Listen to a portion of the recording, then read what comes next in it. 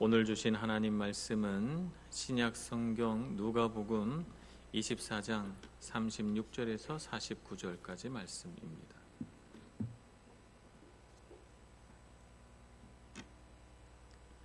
신약 성경 누가복음 24장 36절에서 49절 말씀 봉독하겠습니다. 이 말을 할 때에 예수께서 친히 그들 가운데 서서 이르시되 너희에게 평강이 있을지어다 하시니 그들이 놀라고 무서워하여 그 보는 것을 영으로 생각하는지라. 예수께서 이르시되 어찌하여 두려워하며 어찌하여 마음에 의심이 일어나느냐. 내 손과 발을 보고 나인 줄 알라. 또 나를 만져보라. 영은 살과 뼈가 없으되 너희 보는 바와 같이 나는 있느니라. 이 말씀을 하시고 손과 발을 보이시나 그들이 너무 기쁨으로 아직도 믿지 못하고 놀랍게 여길 때에 이르시되 여기 무슨 먹을 것이 있느냐 하시니 이에 구운 생선 한 토막을 드리니 받으사 그 앞에서 잡수시더라. 또 이르시되 내가 너희와 함께 있을 때에 너희에게 말한 바 곧 모세의 율법과 선지자의 글과 시편의 나를 가리켜 기록된 모든 것이 이루어져야 하리라 한 말이 이것이라 하시고 이에 그들의 마음을 열어 성경을 깨닫게 하시고 또 이르시되 이같이 그리스도가 고난을 받고 제3일에 죽은 자 가운데서 살아날 것과 또 그의 이름으로 죄사함을 받게 하는 회개가 예루살렘에서 시작하여 모든 족속에게 전파될 것이 기록되었으니 너희는 이 모든 일의 증인이라. 볼지어다 내가 내 아버지께서 약속하신 것을 너희에게 보내리니 너희는 위로부터 능력으로 입혀질 때까지 이 성에 머물라 하시니라. 아멘.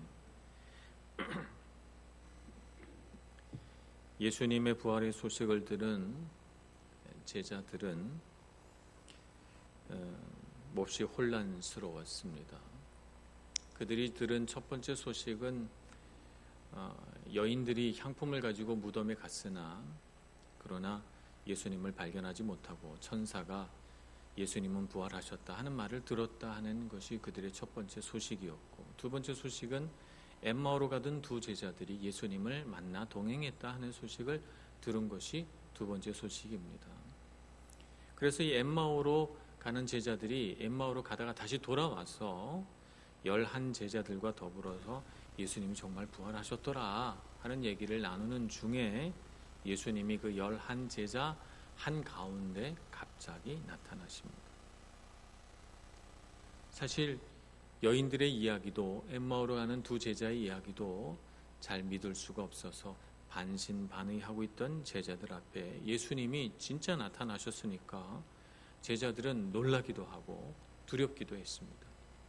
그래서 혹시 예수님이 유령이 아닌가 이렇게 생각하고 있는 그때에 예수님께서 어찌하여 두려워하며 어찌하여 마음에 의심하느냐라고 말씀하시면서 손과 발을 보고 또 만져보라고 하십니다.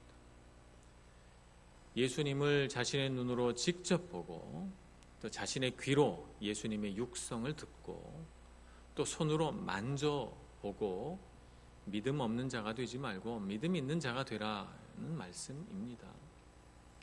제자들이 이 예수님이 정말 부활하셨구나라고 하는 것을 알면서도 그것이 믿겨지지가 않으니까 예수님을 바라보고 다들 어쩔 줄을 몰라 합니다. 그러자 예수님은 제자들에게 먹을 것을 달라 하셔서 생선 한 토막을 가져다가 제자들이 보는 앞에서 음식을 드십니다. 이렇게 하신 이유는 무엇일까요? 배고파서 드신 것은 아니죠.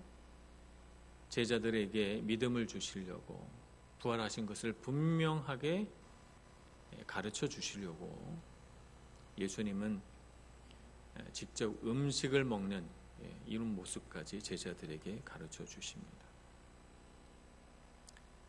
이 가운데 한 제자 도마가 도무지 예수님을 못 믿겠다고 마음으로 생각하고 있자 요한복음 20장 27절에 보면 이렇게 말씀하셨습니다. 도마에게 이르시되 내 손가락을 이리 내밀어 내 손을 보고 내 손을 내밀어 내 옆구리에 넣어보라.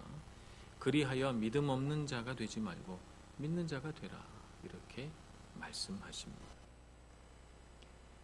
우리는 예수님께서 부활하셨다는 사실을 분명하게 믿어야 합니다. 예수님께서는 제자들이 믿지 않으니까 보기도 하고 듣기도 하고 만져보기도 하고 음식을 먹는 모습까지 보이면서까지 예수님께서 부활하신 것을 확실하게 믿게 하시려고 하셨습니다. 근데 우리가 예수님의 어떤 교훈, 가르침 이런 것들은 다 받아들여도 예수님의 부활은 만들어낸 얘기가 아닐까, 제자들이 꾸며낸 거짓말이 아닐까, 이렇게 의심하는 분들이 종종 있는 것을 보게 됩니다. 그렇지 않습니다. 제자들도 믿을 수 없었습니다. 제자들은 예수님이 부활하셨다고는 꿈에도 생각하지 못하고 두려워서 문을 다 닫고 창문까지 닫고 숨어 있었고 그들은 두려움에 떨고 있었습니다. 이 제자들이 예수님의 부활을 목격하지 않고는, 예수님의 부활을 두 눈으로 보고 손으로 만져보지 않고는 갑자기 성전에 나와서 예수님의 부활을 가르치고 거리에서 예수 그리스도를 믿으라고 외칠 수가 없는 것이죠. 이 변화를 어떻게 설명하겠습니까? 부활을 목격하지 않고는 그들이 이 두려움과 죽음의 공포를 이기고 골방에서 나와 거리에서 예수를 믿으라고 외칠 수 없는 것입니다. 예수는 분명히 부활하셨습니다. 부활하신 주님을 믿을 때 우리 마음속에 평강이 찾아옵니다. 믿음의 확신은 마음속에서 의심과 불안과 두려움을 몰아냅니다. 우리 마음을 한번 생각해 볼까요? 우리 마음은 어떻습니까? 우리 마음은 늘 요동칩니다. 흔들립니다. 갈팡질팡합니다. 우리의 마음속에 있는 감정은 시시때때로 변합니다. 그래서 아침에 일어나서 좋았다가 말 한마디에 기분이 확 나빠져서 하루 종일 우울한 것이 또 우리 마음이고, 또 기분 나빠 있다가 또 한 가지 좋은 일 생기면 금세 기분이 좋아지는 것이 우리 사람의 마음이죠.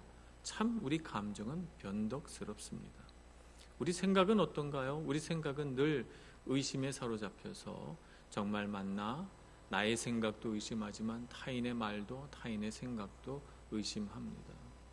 그래서 이런가 저런가 늘 우리 마음속에 저울질을 하면서 우리 마음은 늘 불안합니다.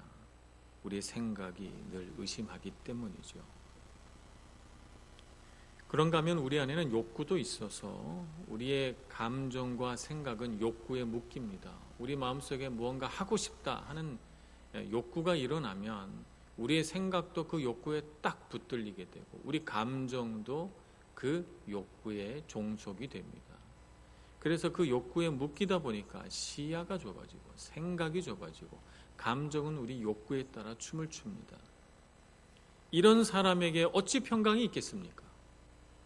우리 삶에 아무 일도 일어나지 않아도 우리는 평강이 없어요. 왜냐하면 우리의 감정은 날마다 춤을 추고 우리의 생각은 늘 의심하며 불안하고 우리의 욕구는 날마다 어떤 욕구에 사로잡혀 우리의 생각과 감정을 왜곡시키기 때문에 그렇습니다. 그런데 우리가 평강을 누리려면 어떻게 해야 평강을 누릴 수 있는가? 예수님께서 우리를 위하여 죽으시고 부활하셨다는 사실을 믿음으로, 그 확실한 믿음이 우리 안에 평강을 줍니다. 예수님께서 하나님의 아들이심을 믿어야 합니다. 예수님께서 죽으심으로 우리 모든 죄를 용서해 주셨다는 사실을 믿어야 합니다. 부활하셔서 죽음의 권세를 이기시고 우리에게 참 자유를 주셨다는 사실을 믿을 수 있어야 합니다. 예수님은 요한복음 14장 27절에서 이렇게 말씀하셨습니다. 이것을 너희에게 이르는 것은 너희로 내 안에서 평안을 누리게 하려 함이라. 14장 27절 평안을 너희에게 끼치노니 곧 나의 평안을 너희에게 주노라. 내가 너희에게 주는 것은 세상이 주는 것과 같이 아니하리라. 너희는 마음에 근심하지도 말고 두려워하지도 말라.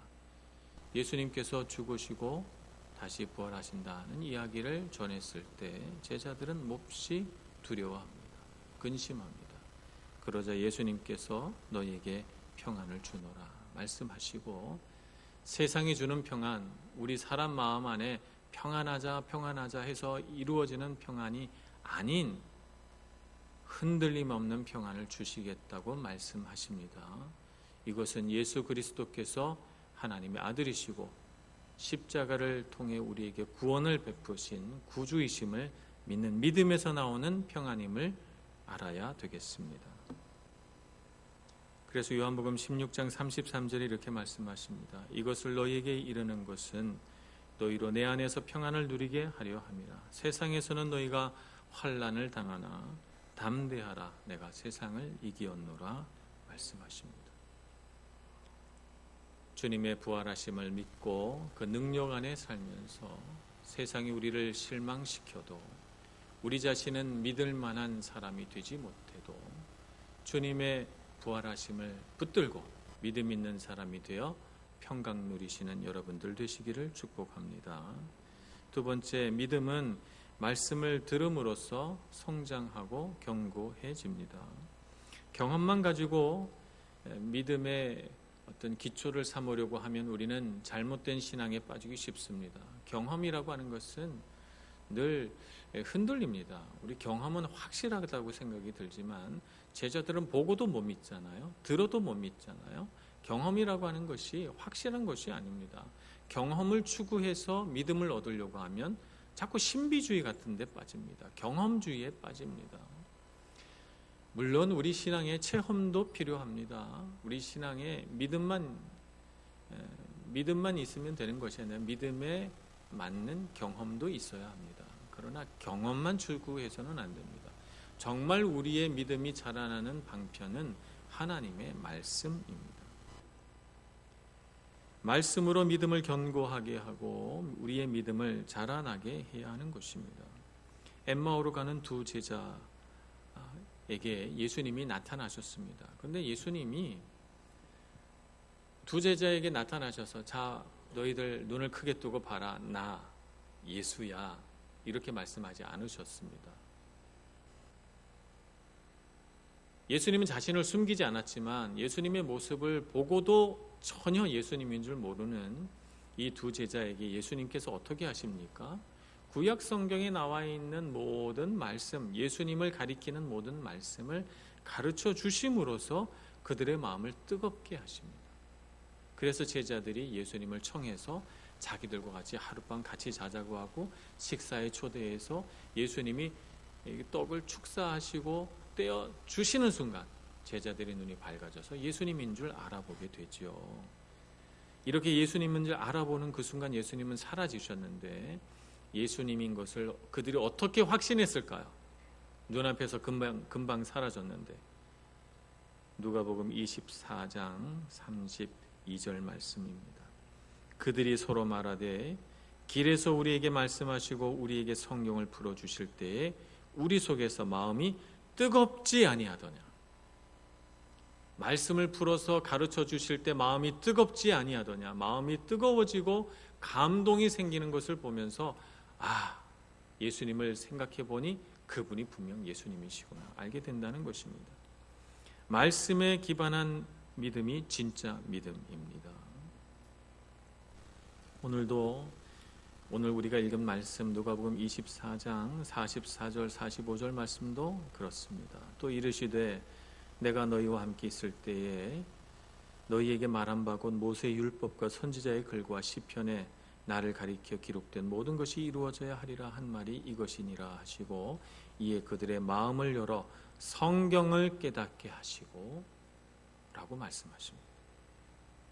구약 성경에 예수님에 대해 기록된 것을 다 말씀해 주시고 깨닫게 해 주시자 그들의 눈이 열리면서 예수님이 부활하신 것이 확실하구나, 예수님이시구나 라고 하는 것을 알게 되고 예수님은 참으로 하나님의 아들이시요 그리스도시다는 것을 깨닫게 됩니다.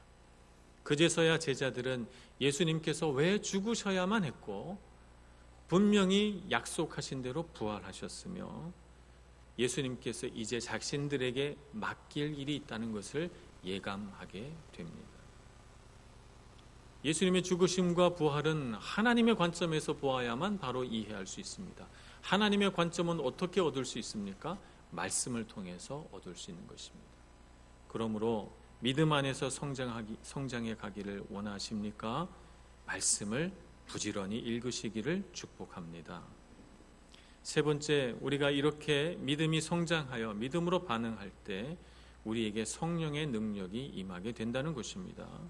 누가복음 24장 49절 말씀에 보면 볼지어다 내가 내 아버지께서 약속하신 것을 너희에게 보내리니 너희는 위로부터 능력으로 입혀질 때까지 이 성에 머물라 말씀하십니다.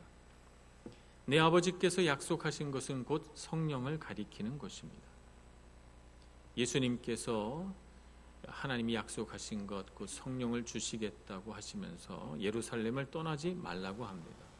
제자들은 정말 무섭고 두렵지만 혈기등등한 살기가 가득한 이 로마의 관원들과 유대계 제사장 또 바리새인들이 예수님의 제자들을 잡으려고 거리를 활보하는 그 순간 그들은 정말 두려워서 어떻게 하면 빨리 이 위험한 자리를 피할까만 생각했지만 주님께서 이 성에 머물라 하셨으니까 예수님의 부활하심을 믿는 믿음으로 성에 머뭅니다. 예수님께서 하신 말씀을 그 약속을 믿음으로 그 성에 머물러 있습니다. 약속을 믿고 기다린 끝에 그들은 성령을 선물로 받게 되죠. 그래서 그들은 성령의 능력으로 놀랍게 변화됩니다. 성령의 능력이 부어지자 그들은 믿음의 용기를 발휘합니다. 두려워하던 제자들이 담대히 말씀을 전하게 됩니다. 두려워서 방문을 닫고 잠그고 숨어있던 제자들이 갑자기 거리로 뛰쳐나와서 성전에서 시장 어귀에서 성문 앞에서 말씀을 전하기 시작하는 것이죠. 이것은 성령께서 주시는 능력입니다. 성령께서 우리에게 오시면 우리는 믿음의 용기를 발휘할 수 있습니다. 그들은 또한 진리를 선포합니다. 베드로와 야고보와 요한과 빌립과 스데반과 같은 사람들은 정말 배운 것이 없는 사람들입니다. 정규 교육을 받지 못한 그 시대 가장 낮은 위치에 있는 서민들입니다. 고대 사회에서는 문맹률이 90%에 이르는 이런 정말 우리가 상상할 수 없는 그런 세상이었어요. 교육 수준이라고 하는 것은 정말 우리가 생각하는 것보다 훨씬 못한 그 시대입니다. 그런데 이렇게 배우지 못한 사람들이 갑자기 놀라운 주님의 말씀을 선포하기 시작합니다. 어떻게 이런 능력이 그들에게서 나옵니까? 성령의 충만함을 받았기 때문입니다. 성령의 능력을 위로부터 받은 것이죠. 그래서 어디서든 진리의 말씀을 선포하고 가르치는 놀라운 능력을 발휘하게 됩니다. 예수님의 이런 제자들도 이렇게 변화됐는데 우리는 얼마나 더 놀랍게 변화될 수 있겠습니까? 사람을 변화시키는 능력은 오직 성령으로부터 옵니다. 우린 믿음을 가지고 이 세상을 살아야 되겠습니다. 부활의 능력을 믿음으로 평강을 누리고 또 그분 안에서 믿음 안에서 자라나며 또 성령의 능력으로 믿음의 용기를 발휘하고 진리를 선포할 수 있는 예수님의 부활의 증인이 되어야 되겠습니다. 믿음 있는 신실한 제자가 되시기를 축복합니다.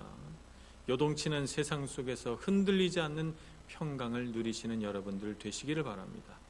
말씀을 깨닫고 받아들임으로써 믿음이 자라나는 여러분들 되시기를 바라고 우리 삶의 고단한 현장에서 믿음으로 반응하고 믿음의 용기를 발휘해서 생명이 죽어가는 곳에 부활의 능력을 생명을 심는 증인 되시는 여러분들 되시기를 축복합니다.